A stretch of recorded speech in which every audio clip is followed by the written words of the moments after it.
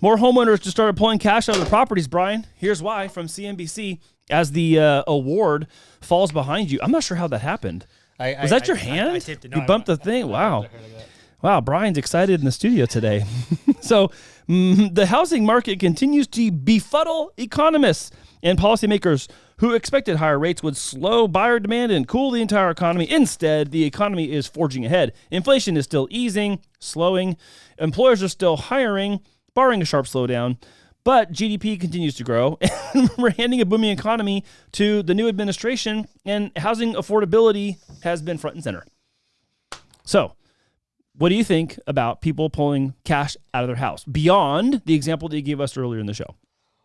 Well, if they're pulling money out of their house, we know that's one of the things that homeowners like to do at the end when all their options are exhausted. And for them to say that the economy is booming is just kind of counterintuitive if people are running to their house piggy bank to pull that money to pay down debt, to just cope with the cost of living that's rising, well, to pay with everyday things. How would you argue that if you say, well, equity has increased so much recently? So isn't that kind of booming too? It's also, I get your point. I'm not trying to put public pressure on you, but you can see how that can easily be like, well, wait a minute. Isn't that mean it's booming as well? It kind of is. It is, but in the family and the life level, like when you're there, I mean, it doesn't matter if your house is worth that much if you can't pay for your bills, for your stuff. In a weird way, everyone getting refinances in the 3s a couple of years ago allowed prices to run hot and run high really fast. Yeah. But then the Fed increasing interest rates really quickly kind of solidified and put it in concrete. And so now it's like stuck there. So now we have prices stuck, equity that's there that can be tapped in, but at the new price. So it's kind of like a wager of, well, do I want to use my equity on paying off my personal debts or taking cash out for a rainy day or, whatever the reason is, at this much higher elevated rate than what I got in 2021 at 3% or 3.5% or whatever. Some people need to do it. But my point to you, Brian, is that I think that there is the argument to be made where you can really have this either way. You could sit here and we could talk competently about how the economy is not working for a lot of people. Yeah. And then we can talk competently about how it's working for a lot of people, because those who are not in the homeownership position, it may not be working out for them. Yeah, I hear the people who are, it could be very much working out for them just because they have a house and they have equity. Renters don't have equity at all. So, which way, Western man? No, I mean, you bring up a great point, and I think you also hit the nail on the head. I mean, it goes both ways, but at the same time, it's just difficult to kind of put together and actually, say like, oh, well, this is how things are going to go. What's a case where you would argue that someone should be considering a cash out refinance? What conditions need to exist for you to advocate that someone should do a cash out refinance right now?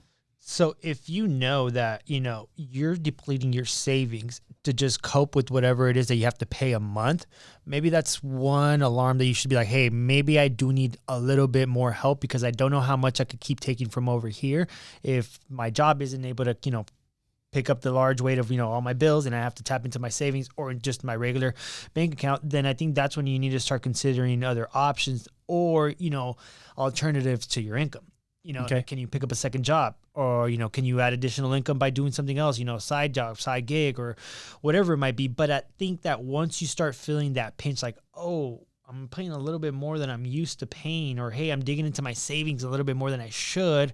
That's when you need to just, have a real conversation with yourself, your spouse, and just say, hey, like, maybe we should allocate some of that equity that we're not using, that we can afford to pay a little bit more, and it could alleviate us on, on the monthly expenses that we're paying for credit cards, for auto loans, for personal loans. So I think once you have that, oh crap, things are getting expensive, that's when I think you should start just inviting the idea of what it would look like if you take some money out, or if you wipe off all your debt and just, live off of one day in your house. Okay, quick pivot. Let's have the counter argument. What are some reasons that people should not do a cash out at all?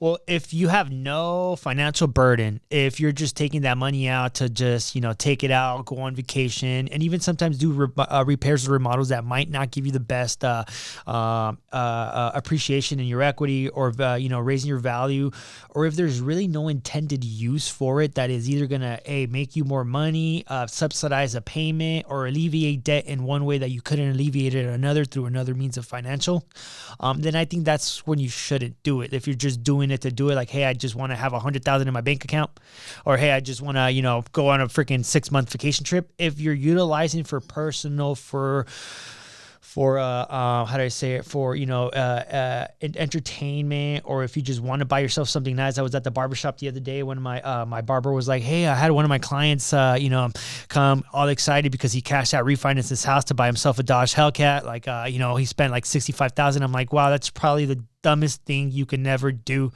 ever, because you have one debt to pay off another debt. Well, I mean, that is also the case for cash out, but you're saying in this case it's a depreciating asset. Yeah, I mean, like if you're not getting something to you know, propel you higher, or if it's not taking you out from a hole that you really need to, then why are you going to add on more to your monthly payment? Wow.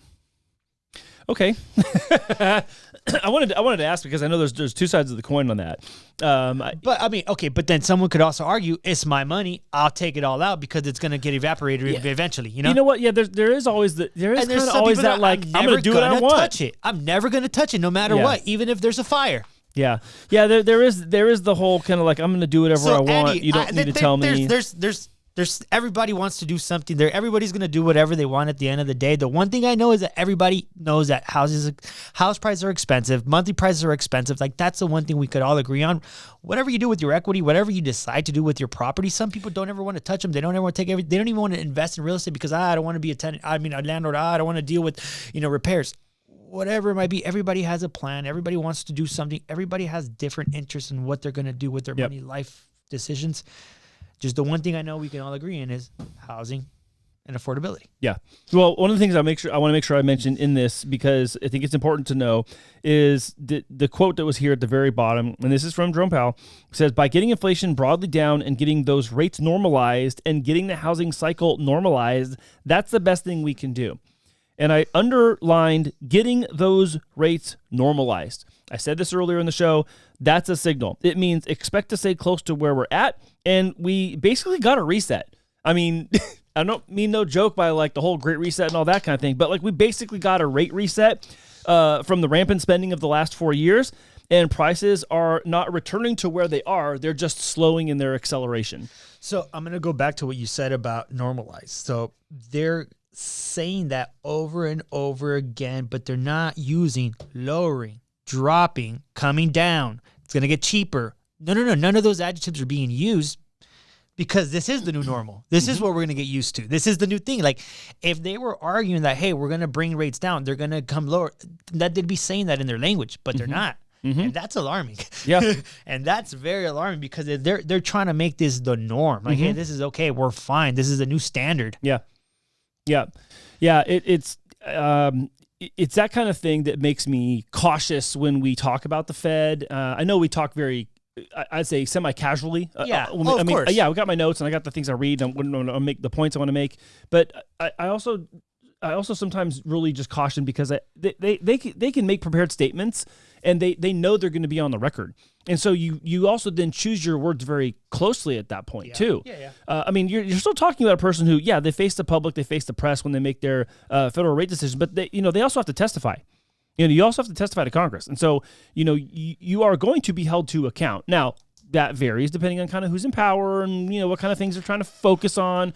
But my point is that they have to choose their words very carefully. I agree. And when you're using this type of talking point, it is more of a signal for what's to come than the optimism of returning to where we came from. Well, there's just such a pivot out from that. It's like, well, we never said they were going to get lower. We just meant that, these prices are going to become the new normal. Well, what would have been nice here is to have said that this has accomplished our goal of a soft landing. But I'm noticing that that's been missing from a lot of Fed commentary recently. Not me over here remembering they said soft landing for like 3 years straight. But okay. We've just been waiting on the Fed for about 4 years now. Soft landing. Yeah. I took my P&L and I threw it out the window and it had a soft landing into the ditch. And then I burned it. To the fire. Lit it on fire. There you go.